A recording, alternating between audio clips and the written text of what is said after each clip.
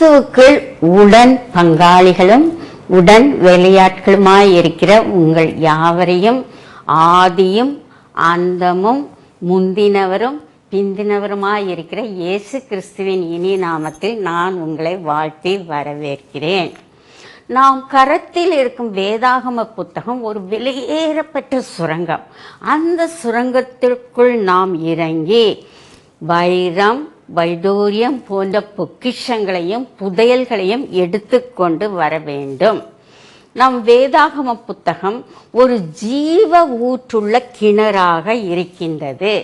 நாம் அந்த கிணறுக்குள் சென்று நம்முடைய ஆத்ம தாகத்தை தீர்த்து கொள்ள வேண்டும். நம்முடைய வேதாகம புத்தகம் ஆழமான ஒரு கடலை போன்றது. நாம் அந்த கடலுக்குள் சென்று நல்முத்துக்களை பொறுக்கி கொண்டு வர வேண்டும். ஆம், இப்பொழுது நாம் ஒரு நல்ல முத்தை வேதாகமத்திலிருந்து பொறுக்க இருக்கின்றோம். அதன் தலைப்பு என்னவென்றால் அகேப்பே லவ், தெய்வீக அன்பு. இயேசு கிறிஸ்துவின் அன்பாக இருக்கின்றது. ஆம், அகேப்பே அன்பு எனப்படுவது நம்முடைய இயேசு கிறிஸ்து பாவிகளாகிய நம் மீது காண்பிக்கும் அன்பாக இருக்கிறது. அவர் அதை 3 விதங்களில் வெளிப்படுத்துகிறார். தமது அன்பின் இருதயத்தின் மூலம், தமது அன்பின் கயிற்றின் மூலம், தமது அன்பின் நற்செய்தியின் மூலம். Love in the heart, love in the card, love in the gospel. இவ்வாறாக தெய்வீக அன்பு நமக்கு வெளிப்படுத்தப்படுகிறது. வேதத்தில் கிரேக்க மொழியில் 4 விதமான அன்பை பற்றி கூறப்பட்டிருக்கிறது. ஸ்டோரேஜ், ஃபிலியோ, ஈராஸ், அகேப்பே எனப்படும். ஸ்டோரேஜ் எனப்படுவது பெற்றோர்கள் தங்கள் பிள்ளைகள் மீது காட்டும் பாசம். ஃபிலியோ எனப்படுவது சகோதரருக்குள்ளே உள்ள நட்பு. ஈராஸ் எனப்படுவது ஆண் பெண் உறவுள்ள ஒரு நட்பாக இருக்கின்றது. எல்லாவற்றிலும் மிக சிறந்த, மிக உயர்ந்த, மிக சீர்சிறப்பு பெற்ற அன்பு ஒன்றே ஒன்றுதான் இருக்கின்றது. அதுதான் அகேப்பே அன்பாகும், அகேப்பே லவ் ஆகும், தெய்வீக அன்பாக இருக்கின்றது. முதலாவதாக இயேசு கிறிஸ்து நம் மீது தம் இருதயத்திலிருந்து அந்த அகேப்பே அன்பை நம் மீது வெளிப்படுத்துகிறார். அவர் ஒரு அன்பின் சொரூபியாக இருக்கின்றார். ஆம், தேவனுக்கு இருதயம் உண்டு. பல வசனங்கள் தேவனுக்கு இருதயம் இருக்கிறது என்று கூறப்பட்டிருக்கிறது. ஒரு வசனத்தை வாசித்து நம் தேவன் எப்படி இருதயத்தில் நம்முடைய அன்பை வெளிப்படுத்துகிறார் என்று பார்க்கலாம்.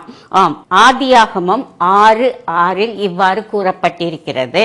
மனுஷனை உண்டாக்கினதற்காக கர்த்தர் மனஸ்தாபப்பட்டார், அது அவர் இருதயத்திற்கு விசனமாயிருந்தது. இங்கு நன்றாக கவனியுங்கள். மனிதனுடைய பாவத்தினிமித்தம் அவருடைய இருதயம் விசனமாக இருந்ததாம்.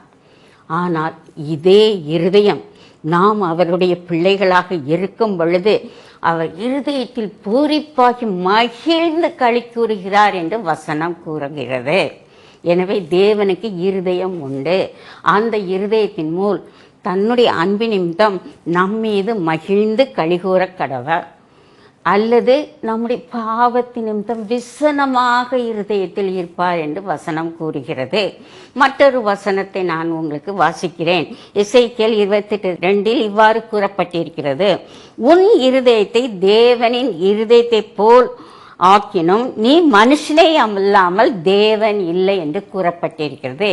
இந்த வசனத்தில் மனுஷனுடைய இருதயம் கேடுள்ளது, பாவம் உள்ளது, கெட்ட எண்ணங்கள், கெட்ட சிந்தனைகள் உள்ளது என்று கூறப்பட்டிருக்கிறது. ஆனால் தேவனுடைய இருதயம் நிலைவரமானது, அது உன்னதமானது, அது அற்புதமாக இருக்கின்றது. ஆம், இப்பொழுது அவருடைய இருதயத்தின் மூலம் எவ்வாறாக தம்முடைய அன்பை வெளிப்படுத்துகிறார் என்று நாம் பார்க்கலாம். இயேசுவின் அன்பு ஒரு வெள்ளம் போன்றது. வெள்ளம் போல நம் வாழ்வில் வந்து அது பிரயோகித்து ஓடி வருகிறது. இயேசுவின் அன்பு ஒரு அருவி போன்றது, நம் மீது சொரிந்து கொண்டே இருக்கும். அவருடைய அன்பை பற்றி வேதத்தில் ஆதியாகமம் முதல் வெளிப்படுத்தின விசேஷம் வரை மிக அழகாக குறிப்பிடப்பட்டிருக்கின்றது. ஆம், இயேசு கிறிஸ்துவின் அன்பு நிபந்தனையற்ற அன்பு. அது தகுதி இல்லாத நம் மீது காண்பக்கூடிய ஒரு அன்பாக இருக்கின்றது. ரோமர் 5:8 கூறப்பட்டிருக்கிறது, நாம் பாவிகளாய் இருக்கையில் நமக்காக இயேசு கிறிஸ்து மரித்ததினாலே தேவனுடைய அன்பை விளங்க பண்ணினார் என்று கூறப்பட்டிருக்கிறது. நாம் இயேசுவின் அன்பை பெறுவதற்கு தகுதியற்றவர்களாக இருக்கிறோம். நீங்கள் கேட்கலாம், இயேசுவின் அன்பு என் வாழ்க்கையில் எப்படி வெளிப்படுத்துகிறது என்று கேட்கலாம். வாக்குத்தத்தங்கள், வேதத்தில் அநேக வாக்குத்தத்தங்கள் இருக்கின்றது.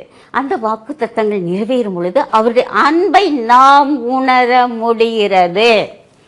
கர்த்தர் நல்லவர் என்பதை நாம் உணர்கிறோம். உதாரணமாக இயேசு கிறிஸ்து நம்மை பார்த்து கூறுகிறார், நான் உன்னை ஆசீர்வதிக்கவே ஆசீர்வதிப்பேன், நான் உன்னை பெருகவே பெருக பண்ணுவேன் என்று கூறுகிறார். உங்களில் யாராவது வந்து இயேசு கிறிஸ்துவின் ஆசீர்வாதத்தை, அற்புதங்களை, அடையாளங்களை வந்து சாட்சியாக கூறுங்கள் என்று கூறினால் நீங்கள் ஓடோடி வருவீர்கள். முகமலர்ச்சியுடன் 1/2 மணி நேரம் 1 மணி நேரம் சாட்சி கூறிக்கொண்டே இருப்பீர்கள். அந்த சாட்சி எதை குறிக்கிறது? இயேசு உங்கள் மேல் வைத்த அன்பை குறிக்கின்றது. இயேசு கிறிஸ்து இன்ப காலத்தில் நம் மீது அன்பு கூறுகிறார், துன்ப காலத்திலும் நம் மீது அன்பு கூறுகிறார். இஸ்ரவேல் ஜனங்களைப் போல நாம் பெருமூச்சு விடும்போது அவர் நம் பெருமூச்சை கேட்பார், அன்பின் நிமித்தம். நம் கூக்குறுதலை கேட்பார், அன்பின் நிமித்தம். நாம் முறையிடும் சத்தத்தை அவர் கேட்கக்கூடியவராக இருக்கின்றார். ஆம், அவர் நம்முடைய துன்பங்களை நினைத்தருளுவார், வசனம் கூறுகிறது. எதன் நிமித்தம்? அவர் இருதயத்துள்ள அன்பின் நிமித்தமாக. நம்முடைய துன்பம், துக்கம், கஷ்டம், கவலை எல்லாவற்றையும் அவர் அறிந்திருக்கிறார். முதிர் வயதில் அவர் என்ன கூறுகிறார்? நான் உன்னை ஏந்துவேன், தாங்குவேன், சுமப்பேன், தப்புவிப்பேன் என்று கூறுகிறார். மேலும் அவர் என்ன கூறுகிறார்? உன்னை நான் கட்டுவேன், உன்னை நான் நாட்டுவேன், உன்னை நான் ரட்சிப்பேன் என்று அவர் கூறுவதை நாம் பார்க்கலாம். இயேசு கிறிஸ்துவின் இருதயத்திலிருந்து வரும் இந்த அன்பு பல நல்ல குணாதிசயங்களை காட்டக்கூடியதாக இருக்கின்றது. ஆம், salient features of the agape love. அது ஒரு வாஞ்சை உள்ள அன்பாக இருக்கின்றது, பரிசுத்தமுள்ள அன்பாக இருக்கின்றது, மன உருக்கத்தின் அன்பாக இருக்கின்றது, நெருக்கத்தின் அன்பாக இருக்கின்றது, பாதுகாப்பின் அன்பாக இருக்கின்றது. அன்று இயேசு கிறிஸ்து வாஞ்சையுடன் யபீரு வீட்டுக்கு ஓடினார், பேதுருவின் மாமி வீட்டுக்கு போனார், சகேயு வீட்டுக்கு போனார். அதே போல இன்று தமது அன்பின் நிமித்தம் நம் வீட்டுக்கு வருவார். வந்து நம்ம சுகங்களை அவர் நிர்ணயிப்பார், நமது வியாதியை நம்மிலிருந்து எடுத்து போடுவார், நமக்கு ரட்சிப்பு கொடுக்கக்கூடியவராக இருக்கிறார். ஸோ அவருடைய அன்பு வாஞ்சை மிகுந்தது. அந்த அன்பு பரிசுத்தம். இயேசு கிறிஸ்து பரிசுத்தமானவர். அவர் சேற்றில் இருக்கும் நம்மை தூக்கி எடுத்து தம்முடைய இரத்தத்தால் கழுவி நம்மை பரிசுத்தமாக்குகிறார். அதுதான் தேவனுடைய அன்பு. இயேசு கிறிஸ்துவின் அகேப்பே லவ் என்று கூறப்படுகிறது. மற்றும் அவர் மன உருக்கத்தின் அன்பை கூறுகிறார். அவர் என்ன கூறுகிறார்? உலகத்தில் யாரும் கூறாத ஒரு அன்பை கூறுகிறார். உங்கள் சத்துருக்களை சிநேகியுங்கள் என்று கூறுகிறார். எல்லோரும் என்ன சொல்வார்கள்? கண்ணுக்கு கண், பல்லுக்கு பல் என்பார்கள். ஒருத்தன் கண்ணை குத்துறான், நீ குத்து. ஒருத்தர் பல்ல பிடுங்கினா நீ பல்ல பிடுங்க என்று கூறுவார்கள். அதான் ஹம்புராபி லா என்று கூறப்படுகிறது. ஆனால் இயேசு கிறிஸ்து அதை மாற்றி அமைத்தார். சத்துருக்களை சிநேகியுங்கள் என்று கூறினார். எனவே அவரை நிந்தித்தவர்களை, அவரை துக்கப்படுத்தினவர்களை, சிலுவையில் அறைந்தவர்களை பிதாவே இவர்களுக்கு மன்னியும் என்று கூறினார். அவருடைய அன்பு மிகவும் க்ளோஸ் பாண்டேஜ், நெருக்கமுடையது. நாம் யோவானை போல இயேசுவின் மார்பில் இளைப்பாறி அவருடைய அன்பை ருசித்து கொண்டே இருக்க வேண்டும். அவருடைய அன்பு பாதுகாப்பானது. நம்மை தீமை நின்று பாதுகாக்கும், கவலையில் நின்று பாதுகாக்கும், பாரத்தில் நின்று பாதுகாக்கும். கர்த்தர் மேல் உன் பாரத்தை வைத்துவிடு, அவர் உன்னை ஆதரிப்பார் என்று வசனம் கூறுகிறது. அவர் நம்மை விசாரிக்கிறபடியால் நம் கவலையெல்லாம் என்ன செய்ய வேண்டும்? அவர் மீது வைத்து விட வேண்டும். கிறிஸ்துவின் அன்பை விட்டு யாராலும் நம்ம பிரிக்க முடியாது. வசனம் மிக அழகாக கூறுகிறது. ரோமர் 8ஆம் அதிகாரத்தில் கூறப்பட்டிருக்கிறது. உபத்திரவமோ, வியாகுலமோ, துன்பமோ, பசியோ, பட்டயமோ, மரணமானாலும், ஜீவனானாலும், நிகழ்காரியமானாலும், வருங்காரியமானாலும், உயர்வானாலும், தாழ்வானாலும், தேவதூதர்களானாலும், எந்த சிருஷ்டியானாலும் கிறிஸ்துவின் அன்பை விட்டு நம்மால் பிரிக்க முடியாது. சாத்தான் வருவான், நம்முடைய சரீரத்தில் சோர்வுகள் கொடுப்பான், பலவீனங்கள் கொடுப்பான், வியாதிகள் கொடுப்பான், வாழ்க்கையில் பிரச்சனைகளை கொண்டு வருவான். கடன் பிரச்சனை, வேலையில் பிரச்சனை, திருமணத்தில் பிரச்சனை, குழந்தை இல்லாத பிரச்சனை, எல்லா பிரச்சனைகளையும் கொண்டு வருவான். என்றாலும் கிறிஸ்துவின் அன்பு நம்மை அப்படியே மூடி பாதுகாத்து கொண்டே இருக்கும். கிறிஸ்துவின் அன்பை யாரும் அளவிட முடியாது. அதற்கு நீளம், அகலம், உயரம், ஆழம் கிடையாது என்று எபேசியர் 3ஆம் அதிகாரத்தில் கூறப்பட்டிருக்கிறது. அதற்கு ஆழம் கிடையாது. கிறிஸ்துவின் அன்புக்கு ஆழம் கிடையாது. பரலோகத்தில் இருந்து பூலோகத்தில் தாழ்விடங்களுக்கு சென்று நம்மை எடுத்து நம்மை பரிசுத்தவான்களாக மாற்றி இருக்கிறார்.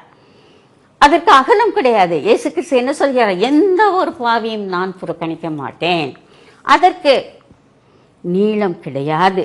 ஆம், ஏனென்றால் நாம் கனி கொடாத மரமாக இருந்தாலும் நம்மை வெட்டி அக்கினியில் போடாமல் சுத்தி கொத்தி உரம் போட்டு கனி தரும் மரமாக வைக்கிறார். அவருடைய அன்பு உயரமானது. பூமிக்கு வானம் எவ்வளவு உயரமாக இருக்கிறதோ அதை போல அவரிடத்தில் அன்பு கூறுகிறவர்களுக்கு அவருடைய கிருபை மிக பெரியதாக இருக்கின்றது. இயேசு நம்மிடம் அன்பை எதிர்பார்க்கிறார். தம் அன்பை கொடுத்து in return he expects our love. நம்மோடு உறவாட விரும்புகிறார், நம்மோடு ஐக்கியம் கொள்ள விரும்புகிறார். அவர் என்ன சொல்கிறார்? என் மகளே, மகனே, நீ காலையில் எழுந்தாய், நீ என்னோடு பேசுவாய் என்று உன் அருகில் வந்து நின்றேன். ஆனால் நீ என்னிடம் ஜெபம் பண்ணவில்லை. நேர நீ போய் பாத்ரூம் போய்விட்டாய். பின்பு ரிஃப்ரெஷ் ஆகி டைனிங் டேபிளில் வந்து உட்கார்ந்தாய். பிரேக்ஃபாஸ்ட் ஆஃபாம் தேங்க்யூ ஜீசஸ் என்று சொல்லுவாய் என்று எதிர்பார்த்தேன். உனது அன்பை நீ சொல்லவில்லை. வேலைக்கு சென்று விட்டாய். வேலை செய்துவிட்டு மத்தியானம் நன்றாக அரட்டை அடித்துவிட்டு வீட்டுக்கு வந்து படுத்தாய். படுத்துவிட்டு டிவி பார்த்துவிட்டு அப்படியே தூங்கிவிட்டாய். உனது அன்புக்காக நான் ஏங்கி இருக்கிறேன் என்று இயேசு கிறிஸ்து நம்மை பார்த்து கூறுகிறார். நாம் எப்பொழுதும் இயேசு கிறிஸ்துவின் மீது அன்பாக இருக்க வேண்டும், வேதத்தை வாசிக்க வேண்டும், ஜெபிக்க வேண்டும், அவருக்கு ஊழியம் செய்ய வேண்டும்.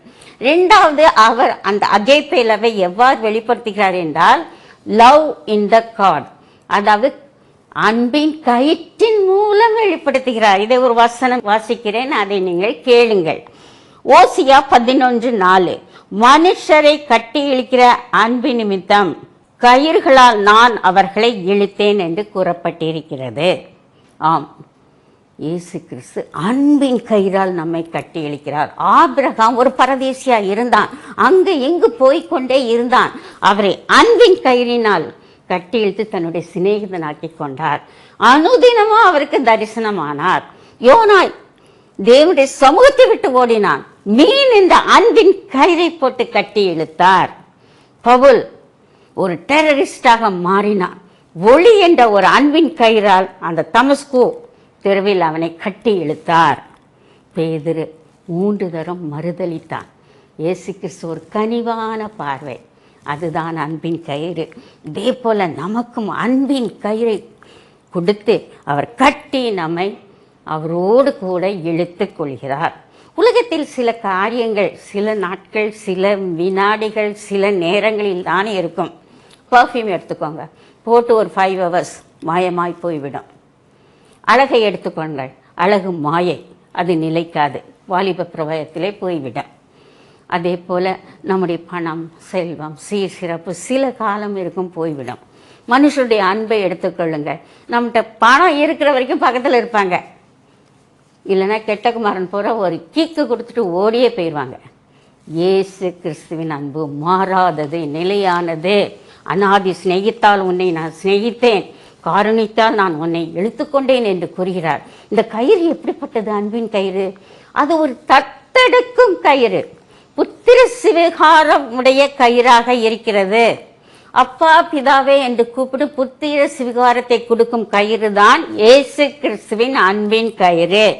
இதை நான் ஒரு வசனத்தில் வாசிக்கிறேன். அதாவது, நான் உன்னை சிநேகித்தேன். ஓசியா 11:1 குறிப்பிடப்பட்டிருக்கிறது. நான் உன்னை சிநேகித்தேன், எகிப்திலிருந்து உன்னை வரவழைத்தேன். இஸ்ரவேலே, எப்ராயிமே, நான் உன்னை சிநேகித்தேன் என்று கூறுகிறார். நாம் இஸ்ரவேல் வம்சத்தார், எப்ராயிம் வம்சத்தார், ஆபிரகாமின் வம்சத்தார். எனவே நம்மை சிநேகித்தார். நான் உன்னை கட்டி இழுத்தேன், அன்பின் கயிறால் கட்டி இழுத்தேன் என்று கூறுகிறார். எகிப்திலிருந்து, அடிமைத்தனத்திலிருந்து உன்னை வரவழைத்தேன். சாத்தானின் அடிமைத்தனத்திலிருந்து நம்மை வரவழைத்தார். நம் கழுத்தில் இருக்கும் நுகத்தடியை எடுத்து போட்டார். நமக்கு ஒரு புத்திர சுவிகாரத்தை கொடுத்தார். இயேசு கிறிஸ்துவின் குடும்பத்தில் நாம் மெம்பர்ஸ். இதுதான் அன்பின் கயிறு. இரண்டாவது, அன்பின் கயிறு என்ன செய்கிறது என்றால், தாயின் அன்பை போன்று அது நம்மை நடக்க வைக்கின்றது. அதே அதிகாரம் ஓசியா 11:3 இவ்வாறு கூறப்பட்டிருக்கிறது. நான் எப்ராயிமை கைப்பிடித்து நடக்க பண்ணினேன். 1 வயசு குழந்தை நடக்கணும், யார் நடக்க வைப்பா? தாய் தான். அதே போல் இயேசு கிறிஸ்து நாம் தட்டி தட்டி நடக்கும் பொழுது ஒரு தாதியாக, ஒரு அன்னையாக நம்ம அருகில் வந்து நம்மை நடக்க பழகிறார். தாய் தன் பாலகனை மறந்தாலும் இயேசு நம்மை மறக்க மாட்டார். ஒருவனை அவன் தாய் தேற்றுவது போல இயேசு கிறிஸ்து நம்மை தேற்றுவார். இந்த அன்பின் கயிறு கைவிடாத கயிறாக இருக்கிறது. அதே அதிகாரத்தில் 8வது வசனம் என்ன கூறுகிறது என்றால், எப்ராயிமே, நான் எப்படி உன்னை கைவிடுவேன்? தேவன் சொல்லுகிறார். எஸ், மகளே, மகனே, நான் எப்படி உன்னை கைவிடுவேன்? இஸ்ரவேலே, நான் எப்படி உன்னை துன்பத்துக்குள்ளாக்குவேன்? என் இருதயம் எனக்குள் குழம்புகிறது, என் பரிதாபங்கள் பெருகுகிறது என்று தேவனாகிய கர்த்தர் நம்மை பார்த்து கூறுகிறார். நான் உன்னை கைவிட மாட்டேன். உன்னுடைய கையிலும் என்னுடைய கையிலும் அன்பின் கயிறு சுற்றப்பட்டு இருக்கிறது. கூட்டத்தில் போகும்போது சின்ன பிள்ளைங்களுக்கு அந்த காலத்தில் என்ன செய்வாங்க? கயிறால் கட்டி அந்த தாய் தன் இடுப்பில் ஒரு கயிறை கட்டிப்பாங்க, எங்கேயும் போய் தொலைஞ்சி விடாமல் இருப்பதற்கு.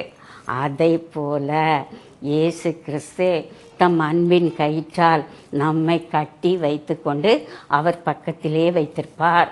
பாவம் வந்தாலும் பொல்லாங்கு நாம் செய்தாலும் நம்மை வெறுத்து விட மாட்டார், நம்மை விட்டு விலகவும் மாட்டார். மலைகள் விலகினாலும் பர்வதங்கள் நிலை பெயர்ந்தாலும் என் கிருபை முன்னை விட்டு விலகாமல் இருக்கும் என்று கூறுகிறார். என்னுடைய சமாதானத்தின் உடன்படிக்கை உன்னை விட்டு நிலை பெயராமல் இருக்கும் என்று இயேசு கிறிஸ்து நம்மை பார்த்து கூறுகிறார். ஆம், இயேசுவின் அன்பின் கயிறால் நாம் கட்டப்பட்டிருக்க வேண்டும். ஜெர்மனி நாட்டில் 15வது நூற்றாண்டில் ஒரு சிறுவன், ஏழை சிறுவன், ராத்திரி பாடிக்கொண்டே பிச்சை எடுத்தான். அங்கு ஒரு அப்பா அம்மா இருந்தார்கள். அவர்கள் தங்கள் ஏக சுதனை இழந்து இருட்டுக்குள் வாழ்ந்து கொண்டிருந்தார்கள். நைட்டு லைட்டு கூட போட மாட்டாங்க, அழுதுகிட்டே இருப்பாங்க. ஒரே ஒரு பையனை இழந்து விட்டார்கள். அங்கு ஒரு பாடல் சத்தம் கேட்டோன்னே எட்டி பார்த்தார்கள். ஒரு சிறுவன், 12 வயது சிறுவன், அவர்கள் மகனை போன்று இருந்தான். அவன் பாடி பிச்சை கேட்டுக்கிட்டு இருந்தான். உடனே இறங்கி அவனை கூட்டிக் கொண்டு வந்தார்கள். குளிரில் நடுங்கி கொண்டிருந்தான். ஃபயர் பிளேஸில் வச்சாங்க, நல்ல ஃபுட்டு கொடுத்தாங்க. அப்புறம் நினைத்தார்கள், இவனை தத்தெடுத்து கொள்ளலாம் என்று கூறி அவனை தத்தெடுத்தார்கள். ஸ்கூலுக்கு அனுப்புனாங்க, காலேஜுக்கு அனுப்புனாங்க, பெரிய குருவாயிட்டான். ஆம், அவர்தான் மார்ட்டின் லூத்தர். சபையை கலக்கினவர், நீதிமான் எப்படி இருக்க வேண்டும் என்று சபைக்கு அறிவுறுத்தி கூறினவர், ஒரு பிச்சைக்காரன். கர்த்தர் தம்முடைய அன்பின் கயிறினால் அவரை கட்டி இழுத்து கொண்டார். மூன்றாவதாக சுவிசேஷத்தின் மூலம் இயேசு கிறிஸ்து தம்முடைய அகேப்பே அன்பை நம்மிடம் வெளிப்படுத்துகிறார். சுவிசேஷம் என்ன சொல்கிறது? இயேசு கிறிஸ்து மனிதராக வந்தார், மரித்தார், அடக்கம் பண்ணப்பட்டார், உயிரோடு எழுந்தார், பரமேறினார், பரலோகத்தில் ராஜாவாக இருக்கிறார், திரும்பி வருவார். இதுதான் சுவிசேஷம். இந்த சுவிசேஷத்தை யோவான் 3:16 வாசிக்கலாம். அதை நான் இப்பொழுது வாசிக்கிறேன். தேவன் தம்முடைய ஒரே பேரான குமாரனை விசுவாசிக்கிறவன் எவனோ அவன் கெட்டு போகாமல் நித்திய ஜீவனை அடையும்படிக்கு அவரை தந்தருளி இவ்வளவாய் உலகத்தில் அன்பு கூர்ந்தார். வேதம் என்ன கூறுகிறது? சுவிசேஷம் என்ன கூறுகிறது? இயேசு தம்முடைய அன்பை எப்படி வெளிப்படுத்தினார்? பாவிகளை ரட்சிக்கவே கிறிஸ்து இயேசு உலகத்திற்கு வந்தார். இழந்து போனதை தேடவே இயேசு கிறிஸ்து உலகத்திற்கு வந்தார். அவர்களை ரட்சிக்கவே உலகத்திற்கு வந்தார். 1 பேதுரு 4 கூறப்பட்டிருக்கிறது, தேவன் தம்முடைய குமாரனை உலக இரட்சகராக அனுப்பினார். நமக்கு ஜீவாதார பலியாக அவர் பலியானார். அவர் ஊழியம் கொள்ளும்படி வராமல் நமக்கு ஊழியம் செய்யும்படி வந்தார். சாத்தானின் அந்தகார கிரியைகளை அழிக்கும்படி இயேசு கிறிஸ்து இங்கு வந்தார். இதுதான் நற்செய்தி. இந்த நற்செய்தி மிக விலையேற பெற்றது. அதனால் தான் பவுல் கூறுகிறார், நான் சுவிசேஷத்தை குறித்து வெட்கப்படேன். சமயம் வாய்த்தாலும் வாய்க்காவிட்டாலும் நான் சுவிசேஷத்தை பிரசங்கிப்பேன். நான் சுவிசேஷத்தை பிரசங்கியாமல் இருந்தால் எனக்கு ஐயோ. சுவிசேஷத்திற்கு நான் அடிமை. சுவிசேஷம் ஒரு ஃபேரி டேல் கிடையாது, ஒரு ஃபால்ஸ் ஸ்டோரி கிடையாது, அது ஒரு கட்டுக்கதை கிடையாது, அது ஒரு கற்பனை கிடையாது. சரித்திரத்தில் பொறிக்கப்பட்டுள்ளது சுவிசேஷகம். டேட் ஆஃப் பர்த், ஏசாமி டேட் ஆஃப் பர்த் அங்கே சரித்திரத்தில் பொன்னால பொறிக்கப்பட்டிருக்கிறது. டேட் ஆஃப் டெத் இருக்குது, என்னைக்கு ஏசாமி செத்தார்னு சரித்திரத்தில் இருக்குது. சரித்திரத்தினால் நிரூபமாக்கப்பட்டதுதான் சுவிசேஷம். விஞ்ஞானிகளால் நிரூபமாக்கப்பட்டதுதான் சுவிசேஷம். தீர்க்கதரிசிகளால் நிறைவேறப்பட்டதுதான் சுவிசேஷம். இது ஒரு powerful one. It is a dynamic one. The gospel is dynamic. கிரேக்க பதத்தில் டூனாமிஸ் என்று கூறுவார்கள். டூனாமிஸில் இருந்தெல்லாம் டைனமைட் என்ற ஒரு வார்த்தை வருகிறது. டைனமைட் என்னவென்றால் என்ன? அது ஒரு பவர்ஃபுல் ஒரு வெடிமருந்து. ஆனால் இயேசு கிறிஸ்துவின் சுவிசேஷம் வெடிமருந்தை விட பவர்ஃபுல்லானது. உலகத்தை கலக்கினது, உலகத்தை தலைகீழாக மாற்றி போட்டது. இயேசுவின் அன்பு வெளிப்பட்டது, அகேப்பே அன்பு வெளிப்பட்டது. உலகத்தில் அநேக தீய சக்திகள் இருந்தன, தீய செயல்கள் இருந்தன. அவற்றை எல்லாம் மாற்றி போட்டது சுவிசேஷம். எங்கெல்லாம் இயேசு கிறிஸ்து சென்றாரோ, எங்கெல்லாம் வேதாகமம் சென்றதோ, எங்கெல்லாம் மிஷனரிமார்கள் சென்றார்களோ, அங்கு எல்லாவித தீய சக்திகளும் அழிக்கப்பட்டது. நமது சமுதாயத்தில் அநேக தீய செயல்கள் இருந்தது. நரபலி, மனுஷனே மனுஷனுக்கு பலி கொடுப்பானா, அதை நீக்கினது சுவிசேஷம். தீண்டாமை, சதித்திட்டம், தேவதாசி திட்டம் எல்லாவற்றையும் நீக்கினது. ஜாதி மத இன வேறுபாடின்றி எங்கெல்லாம் சுவிசேஷம் சென்றதோ அங்கு மக்கள் மனதில் மகிழ்ச்சி. இயேசுவை யாரெல்லாம் ராஜாவாக ஏற்றுக்கொண்டார்களோ அங்கு வளமை வளமை வளமை. இயேசுவின் ராஜ்யம் எங்கு ஸ்தாபிக்கப்பட்டதோ அங்கு பொற்காலமாக இருந்தது. எனவே நற்செய்தி மூலம் நமக்கு அன்பு கிடைக்கிறது, இயேசு கிறிஸ்துவின் அன்பு கிடைக்கிறது. ஒரு சின்ன கதை, அதாவது கடவுள் பூலகத்திற்கு வந்தால் ஒரு மனிதனிடம் 2 பாக்ஸ் கொடுத்தார். ஒன்று பிளாக்கு, ஒன்று கோல்டன் ஒன். நீ உன் துன்பத்தெல்லாம் பிளாக்கில் போடு, இன்பத்தெல்லாம் கோல்டு பாக்ஸில் போடுனாரு. ஒரு வருஷங்க வந்து பார்த்தாரு, அந்த கோல்டு பாக்ஸு நிரம்பி வளர்ந்தது, இந்த கருப்பு பாக்ஸு ஸ்மாலாக இருந்துச்சு. ஏன் சாமி, எனக்கு நிறைய துன்பம் வந்துச்சு சாமி அப்படின்னு அந்த மனிதன் கூறினான். அதற்கு இயேசு கூறினார், அடியை திறந்துப்பார், அங்கு ஒரு துவாரம் இருக்குது. அந்த துவாரத்தின் வழியாக உன்னுடைய துன்பத்தெல்லாம், கண்ணீரெல்லாம், துக்கத்தெல்லாம் நான் எடுத்துக்கொண்டேன் என்று கூறுகிறார். அதுதான் இயேசுவின் அன்பு. இயேசு அகைப்பை லவ்வை நம் மீது வெளிப்படுத்துகிறார். தம் இருதயத்திலிருந்து அது ஓடி வந்து நமக்கு வந்து சேருகிறது. அவருடைய கயிற்றின் மூலம் நம்மை கட்டி இழுக்கிறார். அவர் நற்செய்தியின் மூலம் நாம் முகமலர்ச்சியுடன் இவ்வுலகத்தில் வாழ்ந்து கொண்டிருக்கிறோம். கர்த்தர் தாமே இந்த வசனங்களை ஆசீர்வதிப்பாராக. கிறிஸ்துவுக்குள் நண்பர்களே, இப்பொழுது நாம் ஜெபிக்கலாமா? எங்கள் அன்பின் பிதாவே, வேதம் கூறுகிறது கர்த்தர் நல்லவர் என்பதை ருசித்து பாருங்கள். ஆம் கர்த்தாவே, இயேசு கிறிஸ்துவின் அன்பை நாங்கள் ருசித்து பார்க்க ஆவலுடன் காத்து கொண்டிருக்கிறோம். கர்த்தாவே, நாங்கள் யாவரும் உம்முடைய பிள்ளைகள், புத்திர சூயார பிள்ளைகளாக இருக்கிறோம். கர்த்தாவே, அன்பின் கயிற்றினால் உம்முடைய குடும்பத்தில் ஒரு அங்கத்தினராக எங்களை ஏற்றுக்கொண்டிருக்கிறீர். கர்த்தாவே, நாங்கள் உம்முடைய அன்பை ருசித்து பார்த்து கொண்டிருக்கிறோம். கர்த்தாவே, ஆம் கர்த்தாவே, உம்முடைய அன்பின் நிமித்தம் எங்களுக்கு பலமான ஒரு செழுமையான ஒரு அருமையான வாழ்வு எங்களுக்கு கிடைத்திருக்கு. கர்த்தாவே, நாங்கள் எல்லா தீய சக்தியிலிருந்தும் விடுபட்டு உம்மோடு கூட நாங்கள் ஜீவனம் பண்ணுகிறோம். உம்மோடு கூட நாங்கள் உறவாடுகிறோம். உம்மோடு கூட நாங்கள் ஐக்கியம் பண்ணுகிறோம். கர்த்தாவே, ஆம் கர்த்தாவே, நற்செய்தி என்ற சுவிசேஷம் எங்கள் உள்ளத்தில் நிரம்பி வழிகிறது. அதன் மூலம் நாங்கள் ஒரு உன்னத நித்திய ஒரு நல்ல ஒரு அனுபவத்தை பெறுகிறோம். கர்த்தாவே, நாங்கள் பெற்ற இந்த இன்பத்தை, இந்த அன்பை நாங்கள் மற்றவர்களுக்கு அறிவிக்க வேண்டும். கர்த்தாவே, இப்பொழுது நாங்கள் புறப்பட்டு செல்கிறோம். உம்முடைய பிரசன்னம் எங்களோடு கூட வரட்டும். உம்முடைய அன்பு எங்களோடு கூட வரட்டும். உம்முடைய அன்பை நாங்கள் அவர்களுக்கு வெளிக்கட்ட நீதாமே எங்களுக்கு கிருபை புரிந்திரும். கர்த்தாவே, நீர் இதை செய்ய போகிறதுக்காக நன்றி நன்றி நன்றி.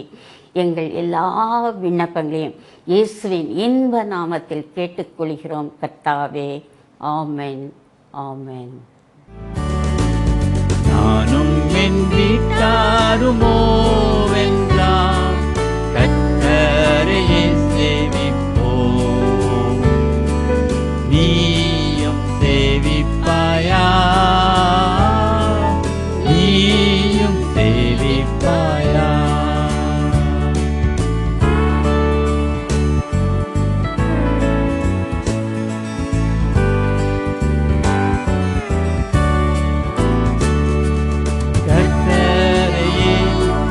சேவிப்பது ஆகாததென்று கண்டார். கர்த்தரையே சேவிப்பது ஆகாததென்று கண்டார். யாரை சேவிப்பாய் என்பதை இன்றே தீர்மானம் செய்வார். யாரை சேவிப்பாய் என்பதை இன்றே தீர்மானம் செய்வார். நானும் என் வீட்டாருமோ என்றான் கர்த்தரையே சேவிப்போம். நீயும் சேவிப்பாயா? நீயும் சேவிப்பாயா?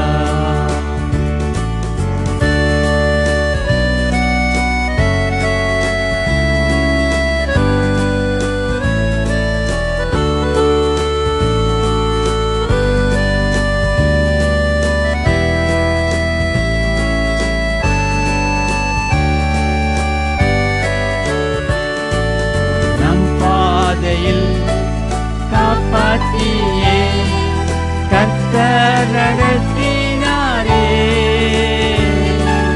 நம் பாதையில் காப்பாற்றியே கர்த்தர் நடத்தினாரே.